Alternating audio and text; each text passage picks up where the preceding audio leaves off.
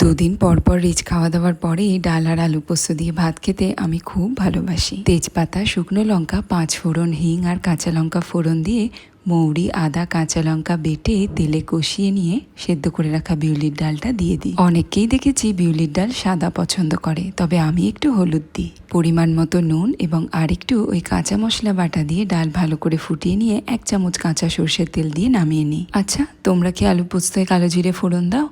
আমি তো শুধু কাঁচা লঙ্কা ফোড়ন দিয়ে আলুগুলোকে ভালো করে ভেজে পোস্ত বাটাটা দিয়ে দিই। আলু পোস্তয় একটু বেশি করে কাঁচা লঙ্কা না দিলে কিন্তু ঠিক জমে না। পরিমাণ মতো জল এবং নুন দিয়ে আলুগুলো সেদ্ধ হয়ে যাওয়ার পরে শেষে 1 চামচ কাঁচা সর্ষের তেল দিয়ে নামিয়ে নিই। ফ্রিজ খুলে দেখলাম একটা বেগুনও রয়েছে। বেগুনটা কেমন শুকিয়ে যাচ্ছিল, তাই একটু ভেজে নিলাম। ভাত, ডাল, আলু পোস্ত, বেগুন ভাজা, কাঁচা লঙ্কা আর 1 টুকরো লেবু। আমি জানি আজকের এই সাধারণ ছিমছাম আয়োজন আমার মতোই তোমাদের অনেকেরই প্রিয়।